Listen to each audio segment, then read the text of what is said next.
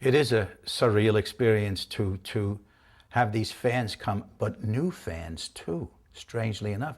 People who are introduced to the show that have never seen the show, like when it first was created in 66 or 67, seeing it for the first time on these high science fiction channels or whatever it is, and new people coming up to you and saying how much they enjoy and of course, here I am, an old man now, and they're looking at me as a young man, and you're sitting with them, and they still have the same wonderful feelings towards you that they did towards young Willie and all those people. But the conventions are great in the sense of giving the people fun.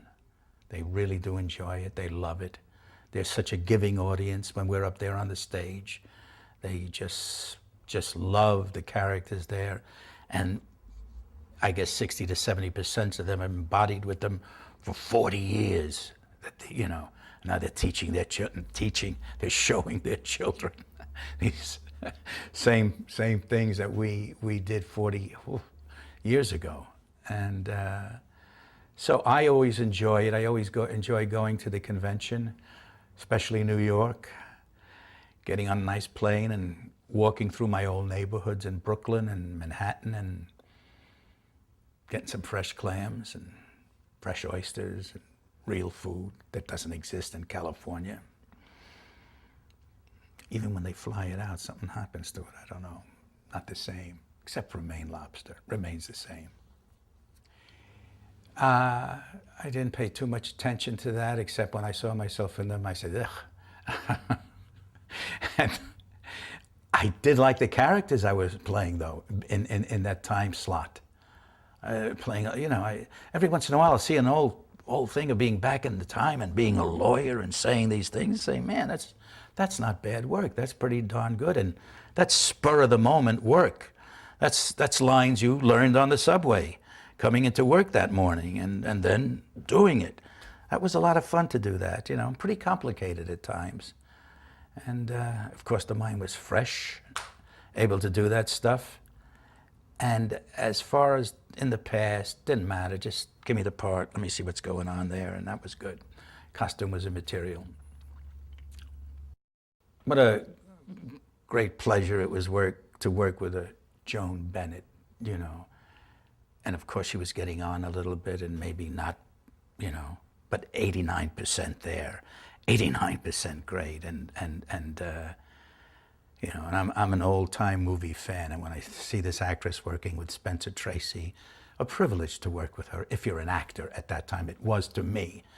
And Louis Edmonds, wonderful actor, wonderful, wonderful actor, and Johnny was just a great friend, and the backbone of Dark Shadows. Without John, there is no Dark Shadows. He's the man, no question about it.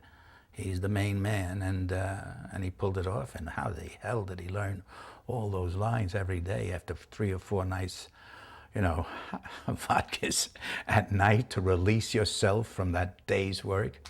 But he was in there fighting the next day, year after year. Missing its bite as Jonathan was playing Bramwell, are you kidding? I almost overlooked that whole section of it. It wasn't Dark Shadows anymore. It was a last gasp at something to try to make it whatever. Wrong, dead wrong, and didn't work at all. Johnny was lost, and it wasn't Dark Shadows.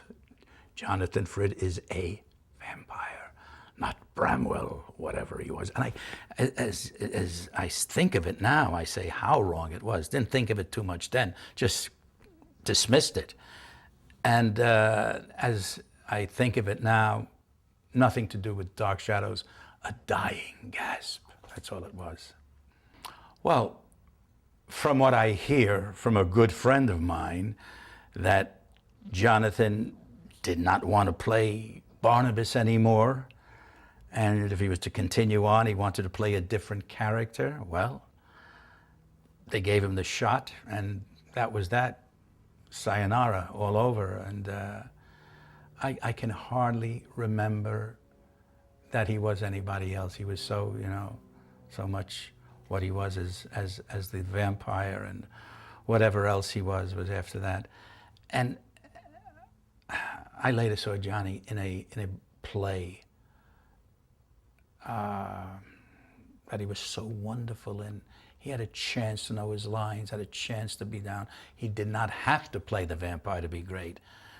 But in that instance, the whole thing was wrong. Everybody was wrong in the thing at the end. It just wasn't Dark Shadows anymore, nothing to do with it. So, whatever. I was interested in young, beautiful women, and they were all over the place on the show.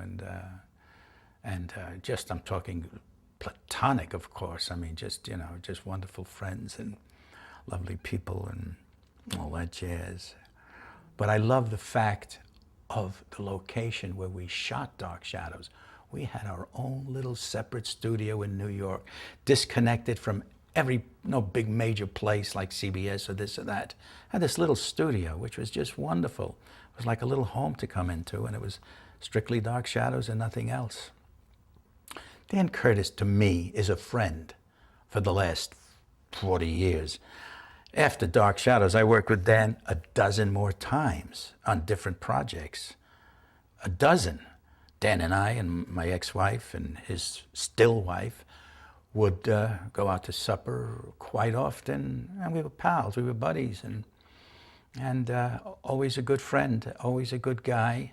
He's getting very old now, Dan, so I don't see him as much. But I still come into the office and give him a kiss and a hug.